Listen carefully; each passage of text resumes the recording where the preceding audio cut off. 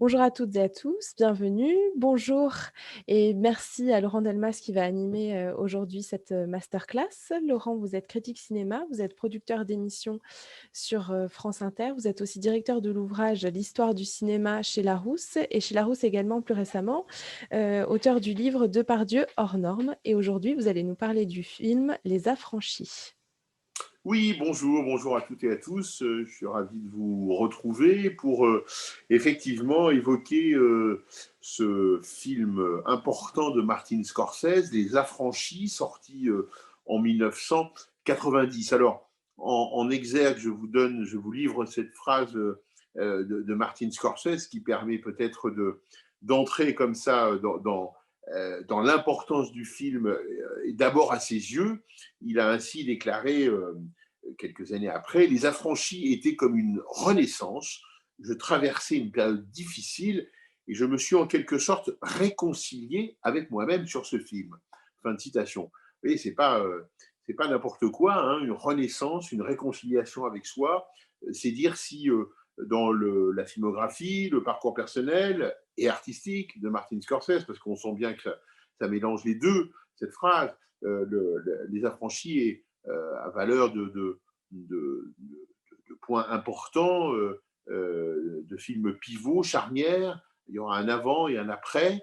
Je crois qu'en tant que spectateur, on peut sentir cette dimension-là, tant effectivement le film impose sa force, sa puissance, son rythme, et il est évidemment, oui, une des pierres angulaires de la filmographie toujours en cours, fort heureusement, de Martin Scorsese, mais véritablement, c'est un des pivots. Bon, alors, je crois qu'il serait parfaitement inutile et vain de présenter Martin Scorsese, hein, avec Taxi Driver, New York, Raging Bull, La couleur de l'argent, et puis donc la dernière tentation du Christ, et juste après, le film Les Affranchis, pour le situer dans sa filmographie, et juste avant, le film intitulé Les Narratifs.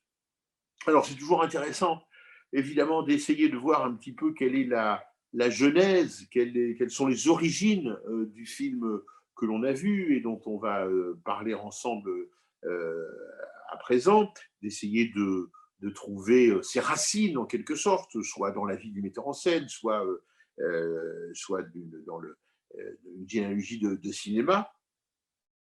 Alors là, on a une indication très pratique, très concrète, qui nous a évidemment été donnée par Scorsese lui-même, qui a raconté ainsi donc la genèse du film. Ça se passe durant le tournage du film La couleur de l'argent. Martin Scorsese, grand lecteur de la presse bien entendu, tombe sur une critique très élogieuse, une recension très élogieuse d'un livre d'un journaliste américain qui s'appelle Nicolas Pileggi, et qui est un document en quelque sorte sur l'histoire d'un mafieux d'origine italo-irlandaise, un certain Henry Hill, qui avait dénoncé tous ses petits camarades de mafieux, tous ses petits camarades de clan, de gang, pour sauver sa propre peau et pour sauver aussi celle de sa famille. Donc il avait intégralement balancé, si je puis dire, auprès de la police et de la justice pour s'assurer l'impunité et pour terminer ses jours tranquillement. S'il ne l'avait pas fait, soit il était assurément flingué par ses petits camarades, soit mis en prison jusqu'à la fin de sa vie par la justice américaine. Donc c'était évidemment pour lui une façon de s'en sauver. Et dans le livre, évidemment, ce qui est très intéressant, c'est qu'il raconte 20 ans tout simplement de vie mafieuse, dans le détail, avec beaucoup d'ailleurs de facondes, de verbes, enfin, voilà, de façon effectivement très détaillée, et qui donne un reflet qu'on peut estimer tout à fait vraisemblable de la vie quotidienne d'un mafieux ordinaire, pourrait-on dire. Ça pourrait être le sous-titre du livre. Alors d'ailleurs, Scorsese, fort de cette première lecture d'un article. Et évidemment, il a très envie de lire le bouquin lui-même, ce qu'il fait très rapidement. Il en apprécie bien sûr tout le côté quasi documentaire, hein, évidemment, c'est pas une fiction, bien sûr, c'est la réalité. Donc ça l'intéresse énormément. Et puis il est aussi attiré, il le dit, par l'humour, voilà, dont fait preuve et Hill et son épouse, et Henry Hill et son épouse, dans la façon de raconter les choses, dans la façon de raconter leur vie. Et donc, cet humour transparissant interpelle en quelque sorte Scorsese, et il le juge évidemment bon, comme intéressant en soi, dans un contexte par ailleurs tout à fait dramatique et où il est question de beaucoup de violence et de morts violentes. Néanmoins, ce recours à une certaine distance, à l'humour, l'interpelle en tant que raconteur d'histoire, bien évidemment. C'est une dimension intéressante pour le cinéaste qu'il est. Alors, à la demande en quelque sorte de Scorsese, le grand producteur américain Irving Winkler achète évidemment les droits de l'ouvrage, et Scorsese se met alors à travailler au scénario avec Pileggi, c'est-à-dire avec le journaliste qui est l'auteur de l'ouvrage, histoire certainement de ne pas, en quelque sorte, dénaturer l'ouvrage, mais au contraire de lui donner presque une seconde vie cinématographique avec ce film, avec cette collaboration. L'intérêt aussi qu'il voit à travailler avec Henry Hill, c'est que, avec Pileggi, c'est que les deux hommes ont grandi dans le même quartier, ils parlent la même langue, et donc le livre leur parle à eux deux singulièrement. En un an, ils nous le diront, 11 versions du scénario, ce qui est quand même de ce scénario donc à 4 mains, d'après l'ouvrage, ce qui est donc quand même pas mal. Et seule la 11e les satisfait vraiment, et ils s'arrêtent évidemment d'écrire à ce moment-là. Et c'est une époque où Scorsese se verrait très bien tourner le film juste après, après le tournage de la couleur de l'argent. C'est son projet, c'est ce qu'il souhaite faire, mais entre-temps, on lui annonce que on a trouvé les financements pour faire un autre film qui lui tient à cœur, même s'il en connaît, il en mesure la difficulté, qui est La Dernière Tentation du Christ. Donc l'argent est rassemblé pour La Dernière Tentation du Christ. Il s'agit, comme toujours à Hollywood, de ne pas laisser passer le train. On sait quand est-ce qu'on a un financement, mais on ignore quand est-ce qu'il pourra repasser. Donc, on n'abandonne pas un financement sur la table présent. Donc, Scorsese termine La Couleur de l'argent et passe immédiatement à La Dernière Tentation du Christ. Donc, ça décale d'autant, évidemment, le tournage proprement dit des Affranchis. Mais au moment de s'y remettre, en quelque sorte, au moment de s'atteler après la Dernière Tentation du Christ, au moment de s'atteler au tournage des Affranchis, Martin Scorsese a des doutes quant à l'intérêt pour lui de repartir dans une histoire de mafieux, de revenir sur cet univers-là, et il faut toute la persuasion d'un très grand metteur en scène américain qui s'appelle Michael Powell, pardonnez-moi, et il lui faut toute la persuasion de Powell pour le convaincre de repartir en quelque sorte à l'attaque de ce monument mafieux américain. Powell étant, avec Cassavetes d'ailleurs, l'un des deux mentors en quelque sorte de Martin Scorsese, parmi ces réalisateurs vivants qui comptent pour lui et qui l'entourent. Powell décédera d'ailleurs l'année de la sortie des Affranchis, Cassavetes étant décédé un an auparavant. Mais ce sont deux figures tutélaires pour lui très importantes, et leur avis compte énormément. Et quand Michael Powell lui dit que, après avoir lu bien sûr le scénario, qu'il pense vraiment que Scorsese doit tourner Les Affranchis, c'est un avis qui compte, c'est un avis qui va permettre à Scorsese de dépasser le petit moment de doute, le grand moment de doute même qu'il a eu pour repartir dans cet univers de la mafia. Alors il y a aussi un autre élément qui fait que Scorsese hésite de moins en moins, si je puis dire, c'est l'adhésion de De Niro au projet, adhésion d'autant plus notable que, d'une part, vous l'avez vu, De Niro, contrairement à d'autres films de Scorsese, n'occupe pas le premier rôle. C'est un rôle important mais secondaire dans la géographie ou l'architecture des films américains. Le personnage donc de Jimmy Conway, mais il se trouve que De Niro est très très attiré par ce personnage, qu'il a vraiment envie de le jouer. Et là, c'est évidemment très important d'un point de vue artistique, bien sûr, parce on peut que se réjouir de revoir le duo De Niro-Scorsese se reformer, bien évidemment, mais c'est aussi, il faut le dire, dans ces années-là, un apport très très important pour le film, parce que De Niro est alors une star incontestée, et un film avec De Niro, c'est l'assurance, quasiment l'assurance d'un très grand succès, au moins d'un succès minimal, et d'une bonne presse, d'une bonne publicité, d'un bon accueil. Enfin, bref, la Warner, forte de la participation, de l'accord de Niro, va notablement augmenter le budget qu'elle voulait allouer à Scorsese pour faire le film, ce qui est évidemment extrêmement important. Le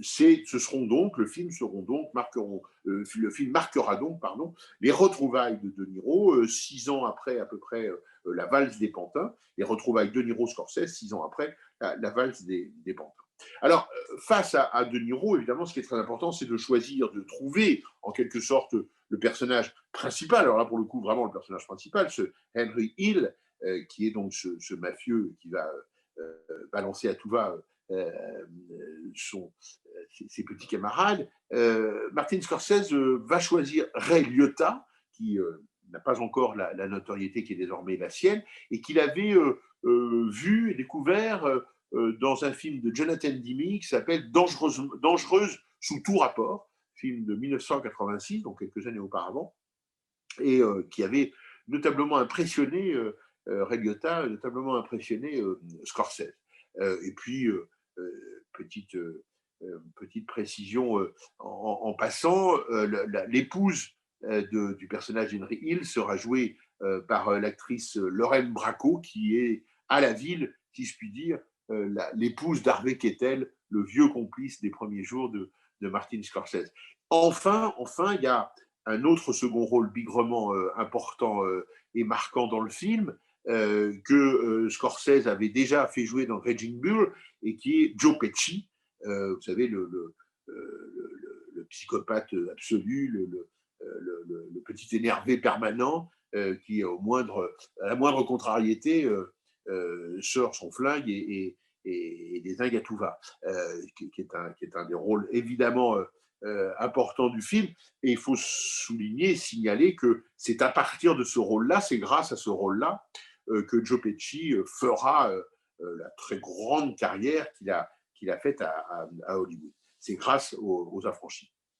Le tournage, disons-le, a lieu donc dans le Queens, à New York, à l'automne 89, durant 70 jours, ce qui est quand même un temps assez long. La Warner en avait prévu 2 semaines de moins, malgré un budget déjà donc très confortable. C'est dire si vraiment les moyens sont mis en œuvre, et c'est dire si pour la Warner l'enjeu est d'importance. Alors, je le dis pour épuiser un peu la matière et passer au fond des choses. Le film sort en septembre 90, d'abord en France, curieusement, puis aux États-Unis.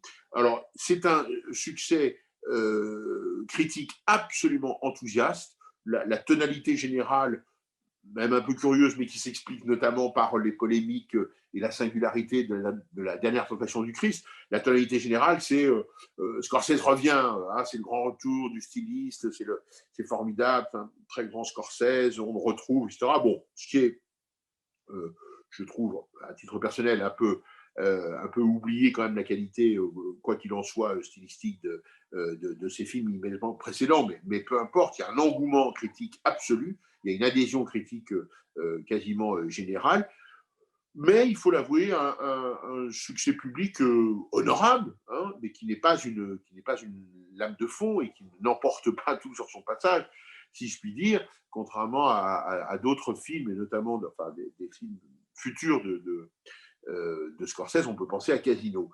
Néanmoins, donc le film a cette reconnaissance critique, il a aussi une reconnaissance internationale avec, on peut le noter, un lion d'argent à Venise, un lion d'argent de la mise en scène à Venise, et puis la malédiction hollywoodienne de Scorsese continue, alors que le film est nommé à plusieurs reprises dans la course aux Oscars, notamment la mise en scène, le montage, etc. Il n'en recevra qu'un au final, c'est celui du second rôle, justement, meilleur second rôle pour Joe Pesci. En l'occurrence, bon, voilà, Hollywood adoube Pesci et la suite montrera que c'était un bon choix. Mais en même temps, Hollywood continue à bouder Scorsese, il faut le dire. C'est une situation pardon, qui n'est pas nouvelle, qui perdure et qui a certainement de multiples explications, mais quoi qu'il en soit, le résultat est. Alors, on pourrait se demander, et c'est un peu une image qu'il a, Martin Scorsese, c'est le cinéaste de la mafia. Bon, cette réputation est tout à fait injustifiée, en quelque sorte. Je dirais pas injuste, parce qu'il fait des films sur la mafia, et quel film, on vient d'en voir un, et on parle de celui-là, Les Affranchis, et quel film, évidemment. Mais pour autant, si on lui attribuant une petite quarantaine à ce jour de films de long métrage, il y en a 4 qui prennent réellement la mafia à bras le corps et qui en font le sujet central, unique, principal, total de leur scénario et de leur histoire. Donc c'est assez curieux que de 10% à peine d'une filmographie, on en tire l'image que ce serait le sujet de Martin Scorsese par excellence. Bon, c'est pas le cas. C'est pas le cas et il faut le dire. Il y a une tétralogie, hein, voilà, c'est clair. Il y a ces 4 films, mais pour autant, ça ne fait pas de Martin Scorsese, disons, un monomaniaque. Voilà. Cette image-là, il faut quand même un peu se l'extirper de l'esprit, sous peine d'être injuste avec la foisonnante filmographie de Scorsese et le fait que sa filmographie, justement, éclaire beaucoup d'aspects de la société américaine, mais pas seulement, évidemment, les aspects mafieux. Alors, redisons juste quand même, à la fois pour mémoire, et parce que c'est très important, parce que c'est, pour le coup, effectivement, c'est un pan, mais un pan seulement de l'œuvre de Scorsese. Il y a donc Mean Streets, qui porte d'ailleurs sur les novices de la mafia, hein, sur les petits jeunes, sur les débutants, sur les tendrons, si je puis dire. Il y a Casino, qui lui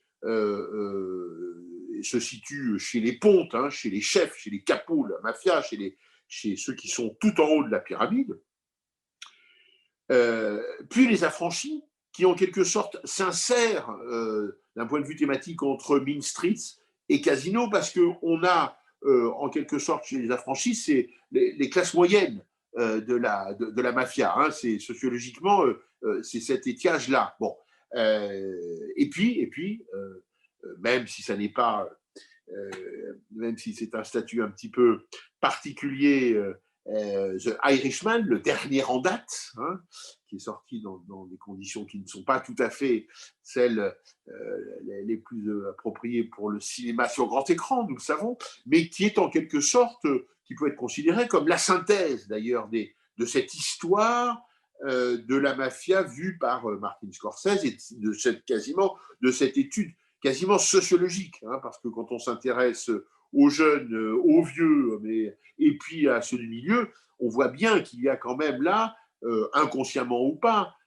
chez Scorsese, finalement, avec cet ensemble de 4 films, une façon assez complète de, en quelque sorte, couvrir le sujet. Bon, même si, une fois de plus, Martin Scorsese n'est pas l'auteur d'une thèse sur la mafia américaine, bien évidemment, et le résumé à cela ne serait pas raisonnable, sachant aussi, et ça va dans le sens, évidemment, de la qualité de ce que Scorsese peut raconter sur la mafia. Bien entendu, on n'oubliera pas de dire que dans un certain nombre d'autres films, il y a des allusions à la mafia. On peut penser par exemple à Raging Bull, qui montre bien que l'imprégnation de ce système dans la société américaine, même quand on parle d'autres choses, par exemple les milieux sportifs de la boxe. Bon, mais pour le coup, ce ne sont pas des films qui sont uniquement centrés sur ce milieu-là. Alors, l'important, si je puis dire, en quelque sorte, c'est le grand sérieux, l'esprit sérieux, mais au bon sens du terme, avec lequel Martin Scorsese aborde ce sujet et ce milieu. C'est pas pittoresque, c'est pas anecdotique, c'est pas une façon un peu par-dessus la jambe de traiter ce milieu à la fois ultra-violent, moralement condamnable, etc. Non, il y a vraiment la volonté d'une présentation rigoureuse du milieu et des questions morales vraiment qui s'y rattachent. Je vais vous lire une citation de Scorsese qui montre bien son état d'esprit et qui, je crois, résume bien la façon dont lui envisage les films. Et il faut évidemment l'écouter parce qu'il est le mieux placé pour dire ce qu'il a envie de montrer. Voilà ce qu'il dit. Ce qui est important pour moi, c'est d'aborder ce genre d'histoire au quotidien. Comment ces gens s'habillent, ce qu'ils mangent.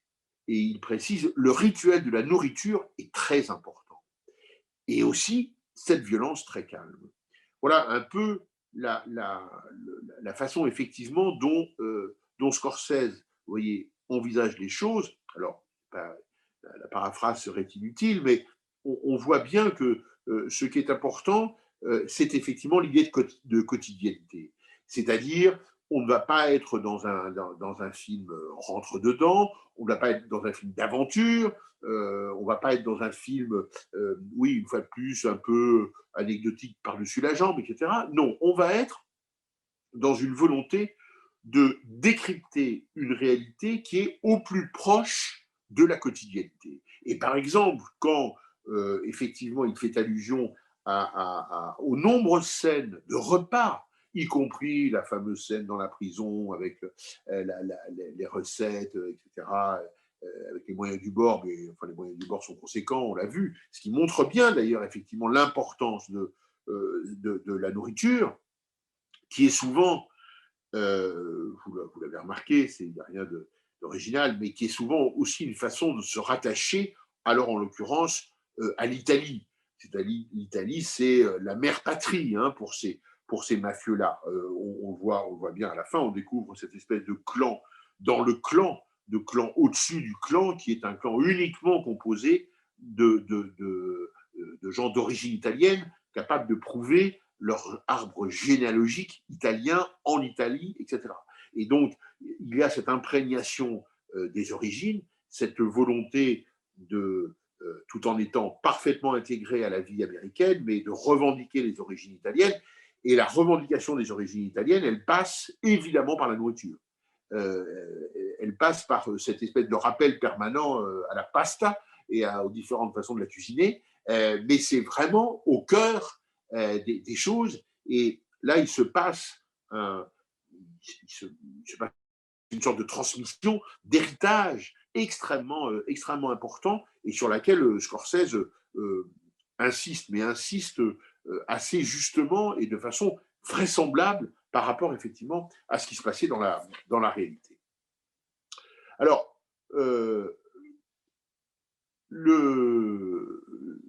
ce qui aussi fait l'intérêt, l'importance de l'attrait de Scorsese pour ce milieu, c'est que il est issu du même quartier que Hill, sachant que Hill n'a pas été élevé dans un milieu mafieux, on y reviendra, mais Scorsese partage ses origines, de même que le journaliste dont il adapte l'ouvrage. Et il y a un peu en en sous-main, en quelque sorte, pour Scorsese, l'idée de comprendre en tous les cas les mécanismes. Et d'avoir vécu dans ce quartier lui donne certainement une longueur d'avance pour la meilleure compréhension des choses. Et en tous les cas, ce qu'il comprend, ce qu'il montre, mais ce qu'il comprend, c'est que le jeune Henry Hill a été fasciné par les gangsters qu'il voyait concrètement de l'autre côté de la rue, comme le montre si bien le film. Il a été fasciné par les gangsters. Et Scorsese peut d'autant plus le comprendre que lui, au même moment, c'est-à-dire dans sa jeunesse, lui, il est fasciné par les prêtres. Bon. Mais de cela, Scorsese en tire une loi de relativité. C'est-à-dire qu'il il dit très clairement que la bascule peut intervenir à tout moment. Ce qu'il dit très concrètement, c'est qu'il aurait pu être à la place de Henry Hill et que Hill aurait pu être à sa place, ou bien qu'il aurait pu aussi continuer dans la fascination des prêtres et dans ces cas-là abandonner toute idée autre et ne pas devenir le cinéaste qu'il a été. Et Hill aurait pu, lui, devenir Scorsese. Voilà ce que dit un petit peu Scorsese quand il montre cet environnement-là et cette idée que, venu du même milieu, il peut en comprendre et en décrypter les mécanismes et relativiser aussi évidemment un certain nombre de choses. Avec notamment la claire conscience que ce qu'il y a au centre de cette pensée mafieuse, cette pensée pervertie, pourrie, dégradée, c'est quelque chose de très particulier, mais de très partagé aux États-Unis. C'est une sorte d'adaptation du rêve capitaliste avec des valeurs absolument viciées. Mais il y a vraiment une adhésion à ces valeurs-là. Les tueurs mafieux que montre Scorsese, c'est pas des voleurs à la Robin des Bois. C'est pas leur tasse de thé. Qu'ils fassent de la redistribution clientéliste, c'est une chose, mais leur morale, leur morale économique, politique, on la voit bien à un moment donné dans une scène de repas où il est clair pour eux que le monde est divisé en deux, c'est-à-dire les forts et les faibles, eux et les autres. Les forts, eux, et les autres, les faibles. Ceux qui continuent, disent-ils, à aller travailler tous les jours et à être des grains de papier, etc. Ça, c'est tout à fait symptomatique d'un mépris social extraordinaire et qui est effectivement rattaché aussi au rêve capitaliste américain, qui a tendance effectivement à privilégier ce genre d'approche contre toute autre vision peut-être plus collective, plus humaniste, plus bienveillante, que sais-je encore. Bon, donc là, il y a une implication de ces mafieux dans ce système-là, dont ils sont un rouage, mais dont ils sont des rouages, mais véritablement, ce ne sont en rien des sortes de gauchistes révolutionnaires qui pervertiraient, dont le but serait de pervertir la société. Ils ne sont pas du tout là-dedans. Alors, évidemment, ça donne aussi, pour le film et pour Scorsese, une très grande volonté de vraisemblance, de vérisme, de réalité. C'est pour ça que tout est estampillé, en quelque sorte vraisemblable. Les décors, les costumes, les musiques auxquelles on a recours, etc.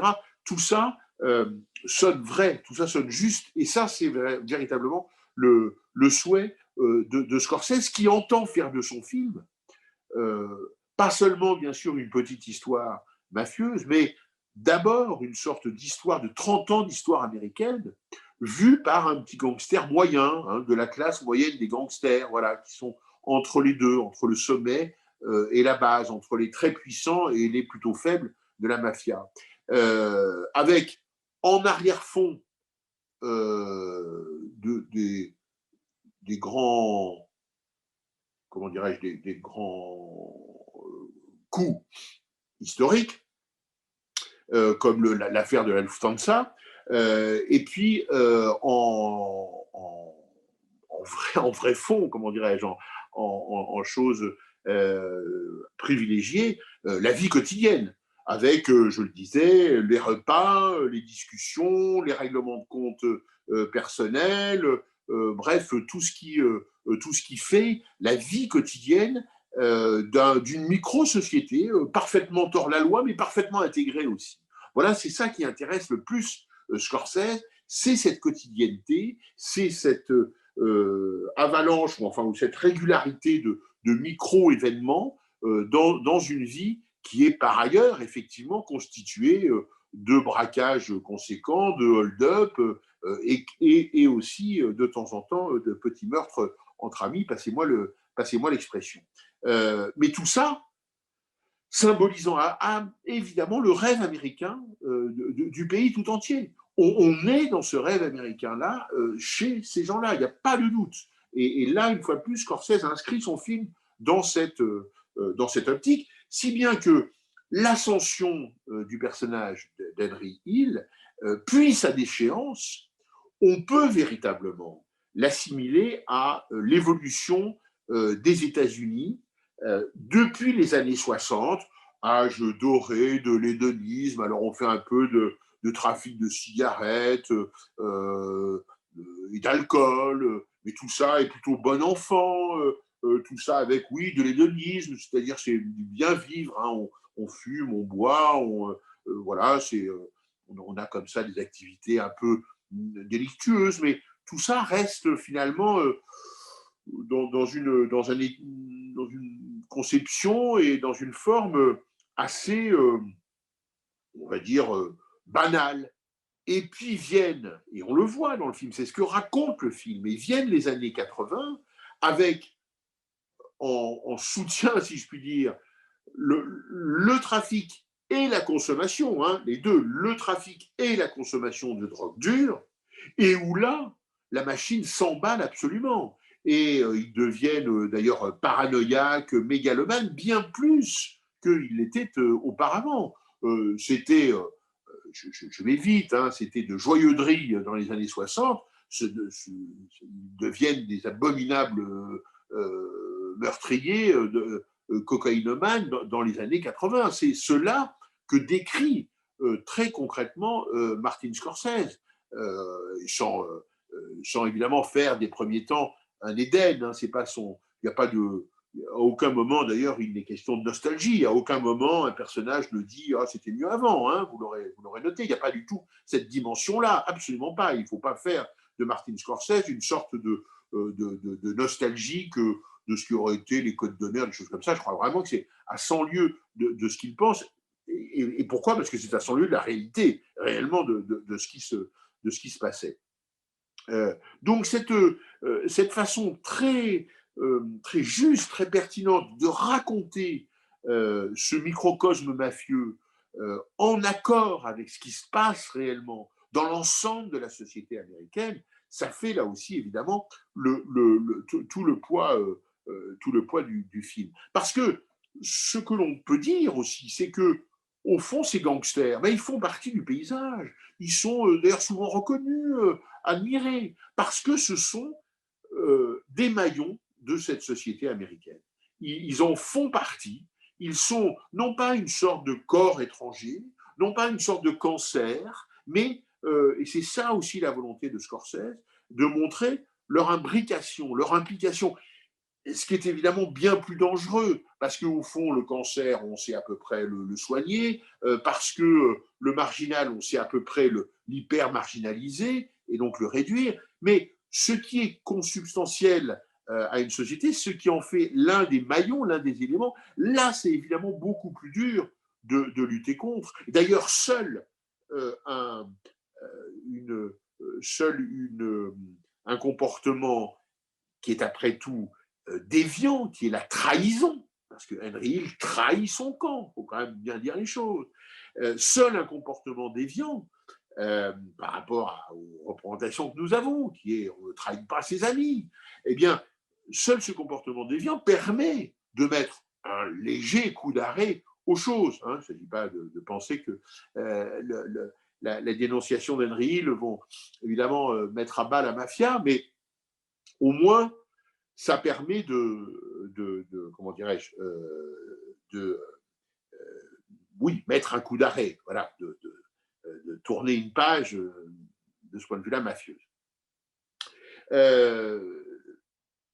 Donc, au fond, ce que nous, ce que nous montre ce film, ce sont des gens qui sont à la fois fascinants et détestables, victimes et bourreaux, ultra violents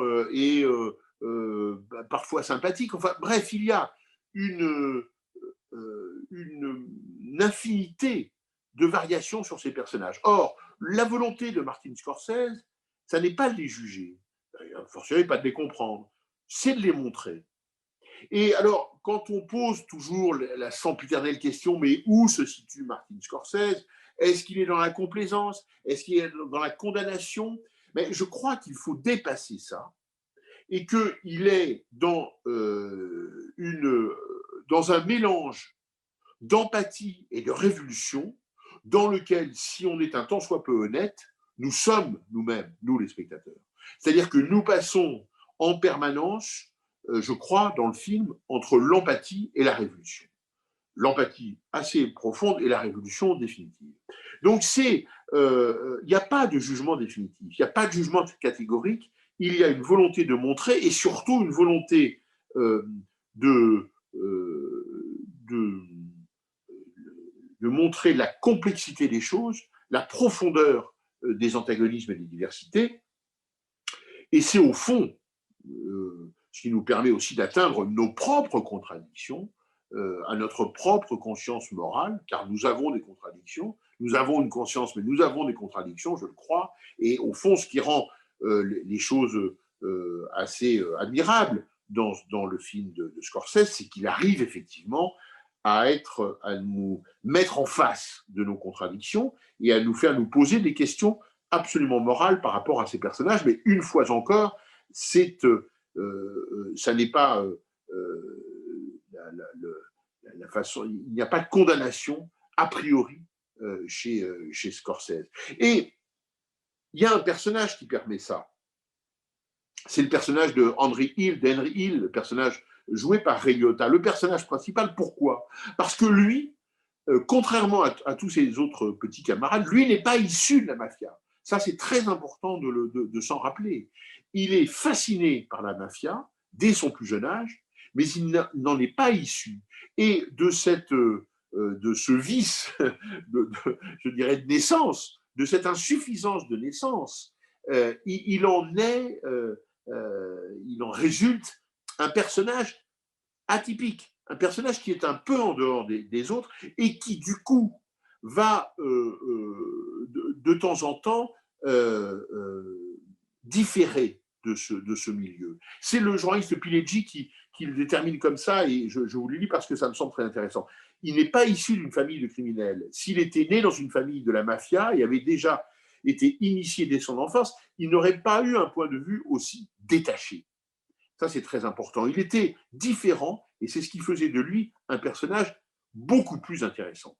Ça, vraiment, je pense que d'un point de vue à la fois humain, mais aussi scénaristique, pour Scorsese, il s'agit d'un film, effectivement, c'est une dimension intéressante. Parce qu'on a un personnage qui est les deux pieds dedans, mais avec un petit talon dehors. Si je peux employer cette image absolument impossible physiquement. Mais pour dire que la position de Hill, et d'ailleurs l'histoire le prouvera, le met dans une position effectivement à part. Il est, par exemple, à plusieurs reprises, révulsé par les meurtres, ou il essaye de les empêcher. Ça, on le voit très bien. Il voudrait ne pas être là, il voudrait ne pas les voir aussi, mais il voudrait aussi qu'il n'arrive pas parce qu'il ne comprend pas cette espèce d'engrenage permanent, et surtout, on peut au moins le dédouaner de cette addiction incroyable à la violence qu'ont les autres personnages du film qui manifestement jouissent en tuant. C'est quand même montré clairement comme ça.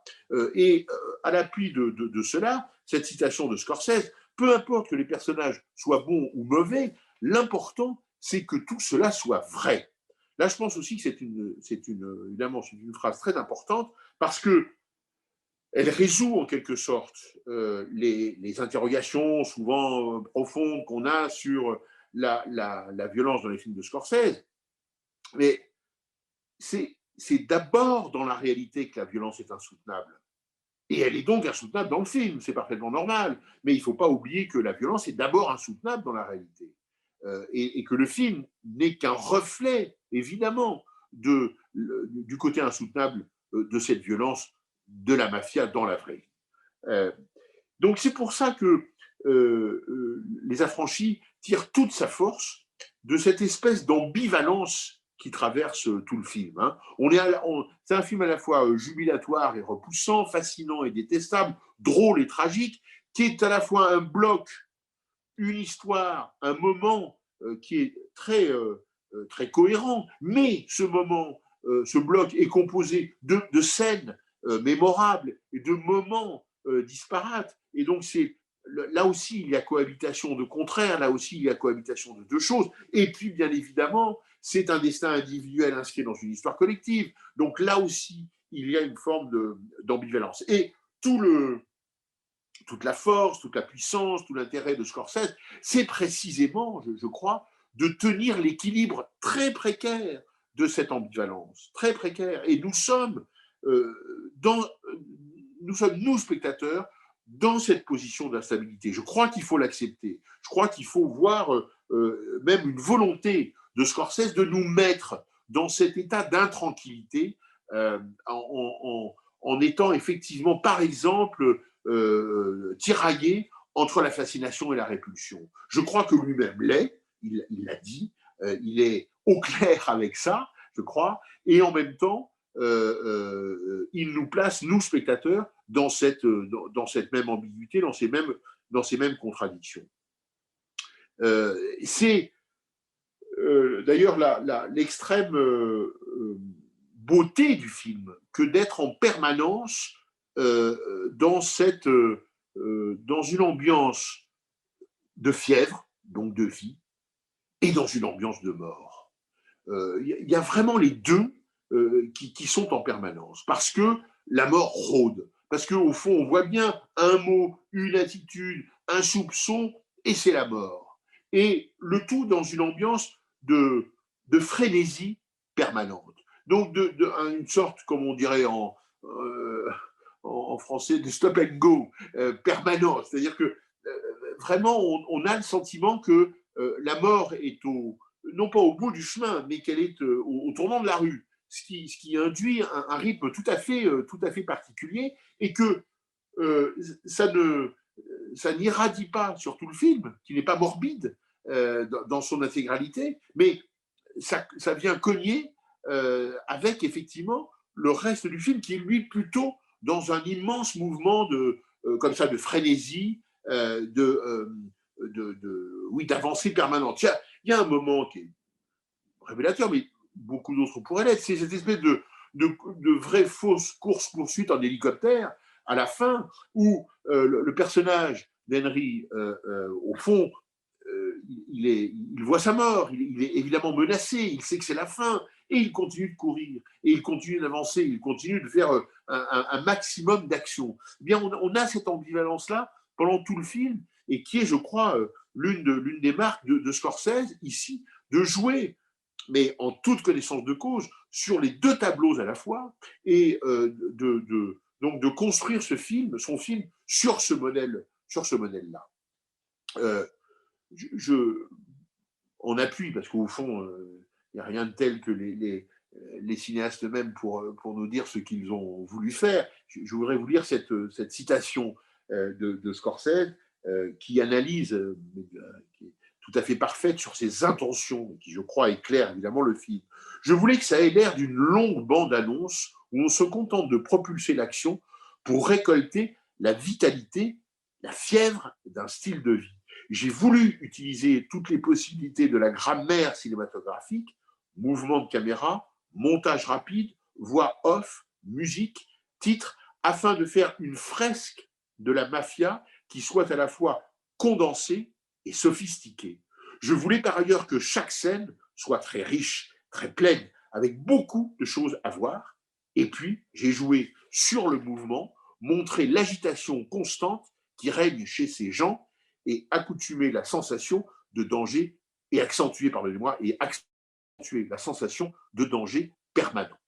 Voilà, je crois que, à la limite, il faudrait mieux se taire après cette longue citation, tant elle est pleine du film lui-même, tant elle est une sorte à la fois de note d'intention, mais de note de réalisation et d'analyse absolument pure et parfaite de ce que le film est, de ce qu'est cet objet cinématographique qui nous est ici proposé et dont on voit bien que il est un objet artistique de premier plan, c'est-à-dire un objet pensé, un objet sur lequel Scorsese a un véritable regard, à la fois d'esthète, de cinématographe, de scénariste, de raconteur d'histoire, mais aussi d'une sorte de sociologue, même un peu sauvage de son pays natal, l'Amérique. Bref, de cette volonté qu'il a eh bien, de se comporter en artiste et de nous proposer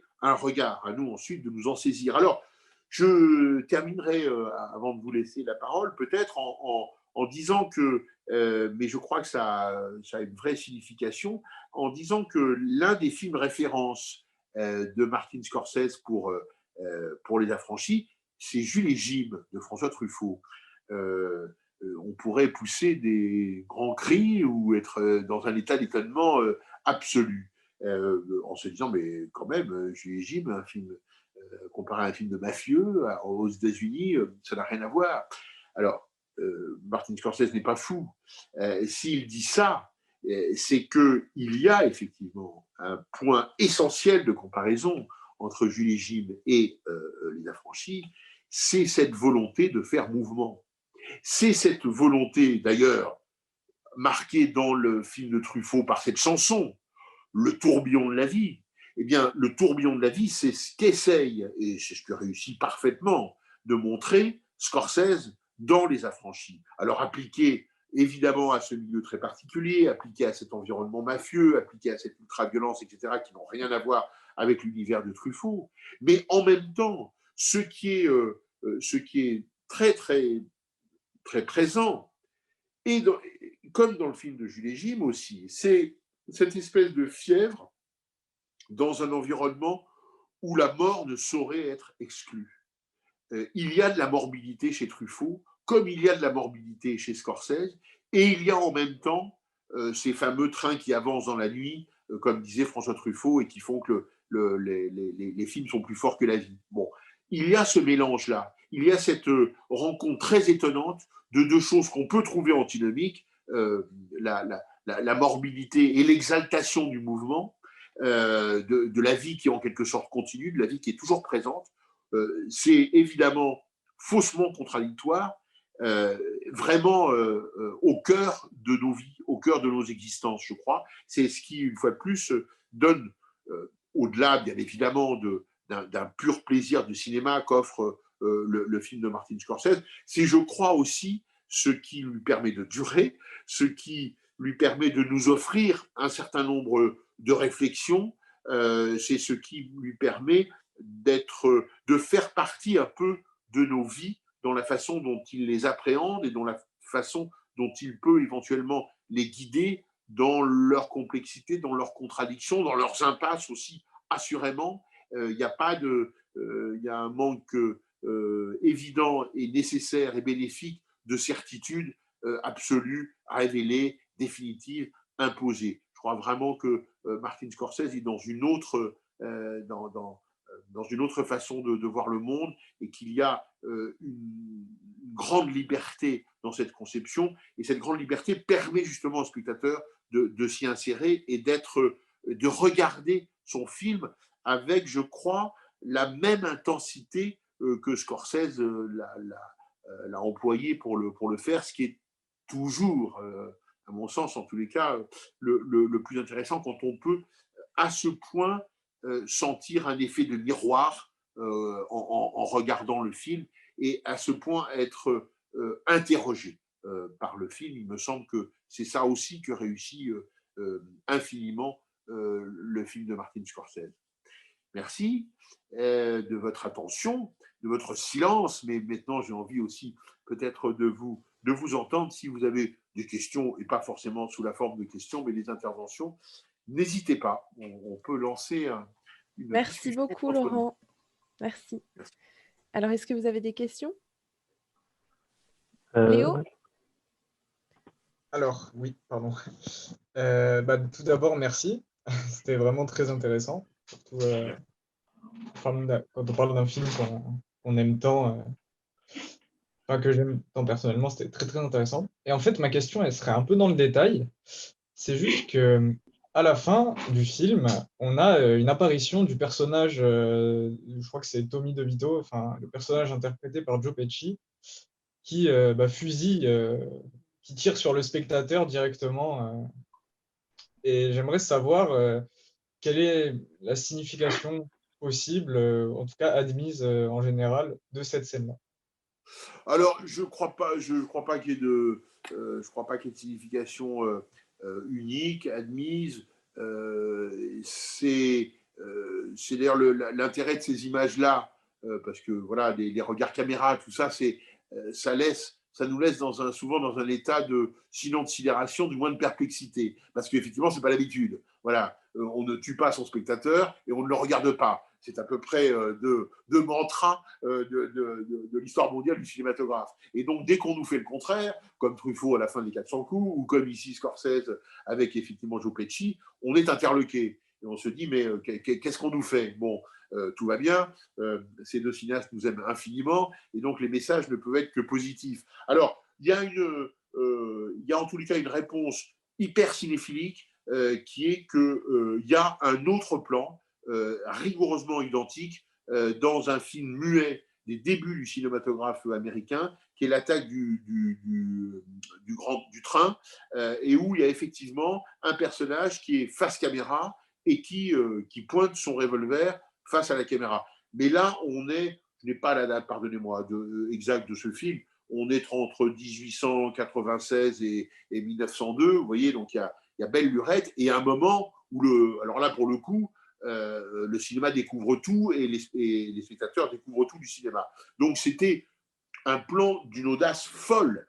C'était, si vous voulez, l'équivalent un peu de filmer l'arrivée d'un train en gare de La Ciotat, c'est-à-dire effectivement l'irruption du train dans la salle éventuellement. Bon, pointer le revolver, c'est effectivement non pas faire une déclaration de guerre aux spectateurs, je ne crois vraiment pas que ça soit le propos, et surtout pas de Scorsese, mais disons, je crois, de faire image, et de faire image de façon choc.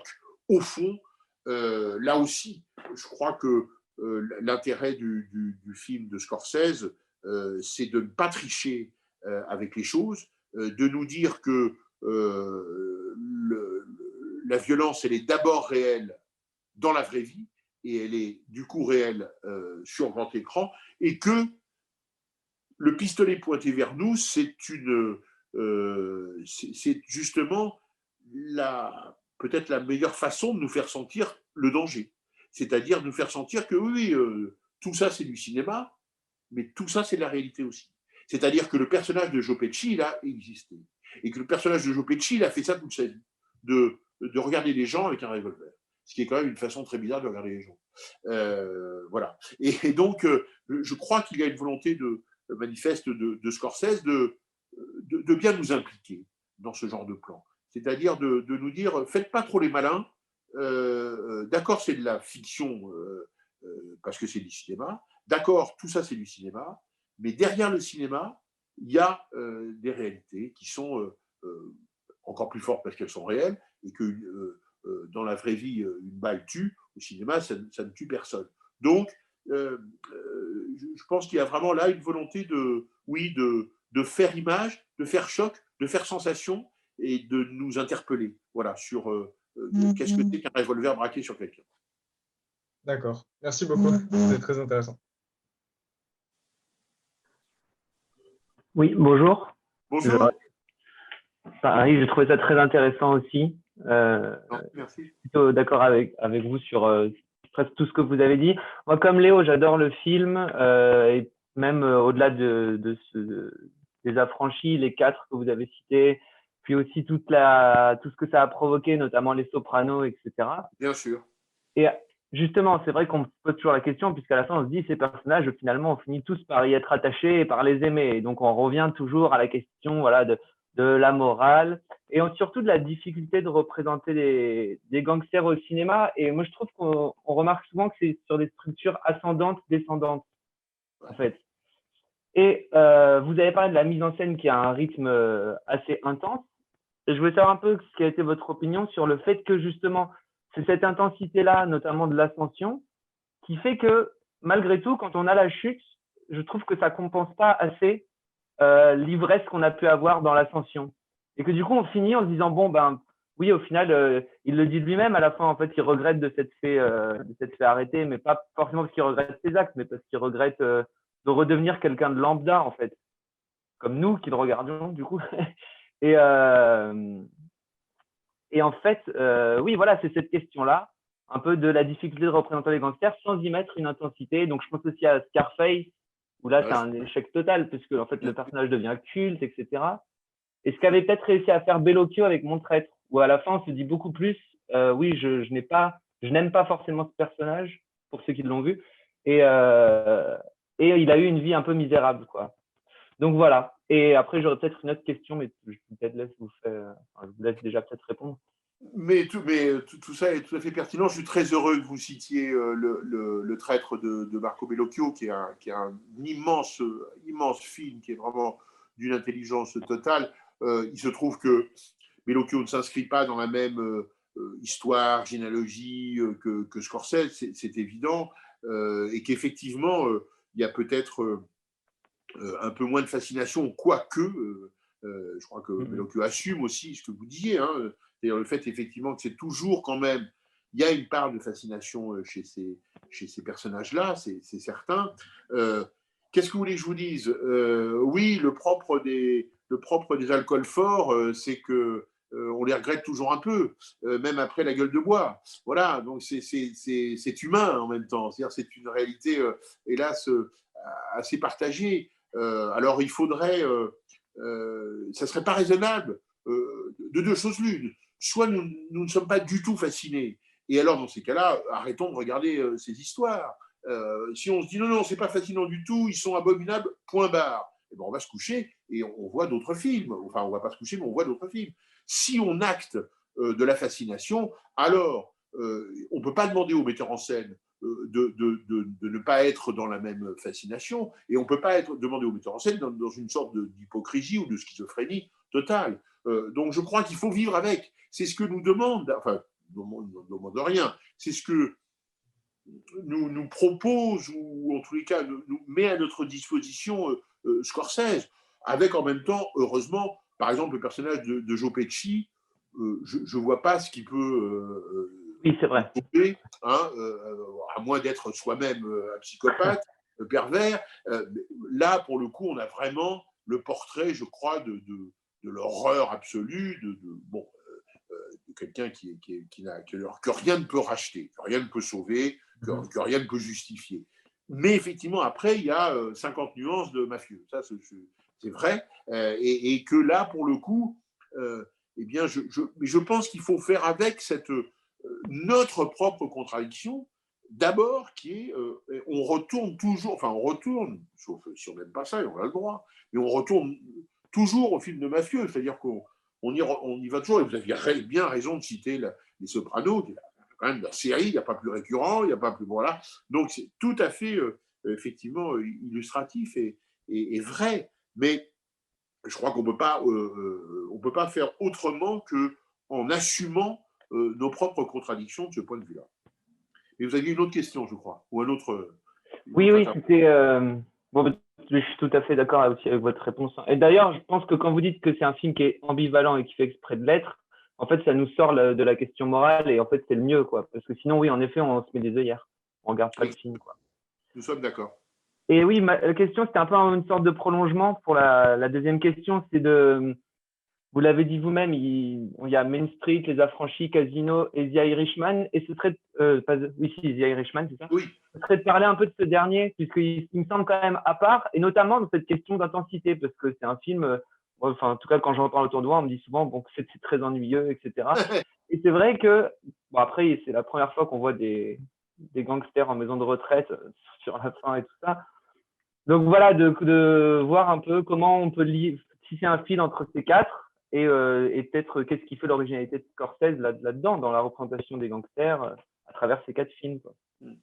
Ben, écoutez, je comprends très bien ce que vous dites et les échos que vous avez sur de Irishman, mais je crois qu'il faut vraiment, alors pour le coup, justement l'envisager comme à la fois le point d'aboutissement et la synthèse des trois autres, qui, comme je l'ai dit, je n'y reviens pas, sont en quelque sorte les trois classes sociales pour aller vite du corps mafieux, hein, les novices, les vieux, enfin les capés, et puis au milieu les classes moyennes. Bon, ça c'est les trois premiers. Et Scorsese qui craint comme la peste la répétition. Hein. C'est ça par rapport au film de mafieux, son doute absolu, sa crainte énorme, c'est de refaire.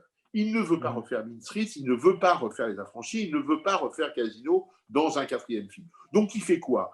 Il fait le film de la synthèse et surtout le film du crépuscule.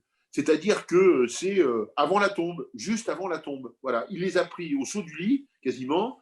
Il les a menés tout en haut. Il a regardé ce qui était entre les deux. Et là, il nous mène à l'EHPAD de la mafia. Bon, et évidemment, tout va beaucoup moins vite. Hein. C'est-à-dire que je comprends vos petits camarades qui trouvent que c'est pas, ça va pas vite, mais je suis désolé, en quasi fauteuil roulant et en goutte à goutte, ça va moins vite, la vie. Bon, donc c'est ça que ça dit. Alors, il faut y voir un peu d'humour. Hein. Je pense que Scorsese, contrairement à ce qu'on peut penser, n'en manque guère, mais il faut aussi prendre acte de ce que justement la morbidité était présente dans les autres films. Et que là, pour le coup, alors elle envahit les choses, elle les nécrose, elle les fossilise, et ces personnages deviennent gris, terreux, comme effectivement sous une chape de plomb historique.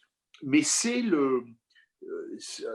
justement, c'est le couronnement. Et quand on disait, au fond, il n'y a pas d'apologie, The Irishman le montre assez bien, je crois, dans cet effondrement cadavérique de ces hommes. Il n'y a pas d'apologie. On peut pas dire ah mon Dieu, ce sont des héros. Non, il n'y a pas d'apologie. Et du coup, c'est au fond la fin, c'est la fin du jour, comme pour reprendre le superbe titre d'un film français. Et effectivement, la fin du jour, il n'y a rien de réjouissant, il n'y a rien d'amusant, il n'y a rien de glorieux, il n'y a rien de mythique, de mythologique, et la poussière retourne à la poussière, etc. Enfin voilà.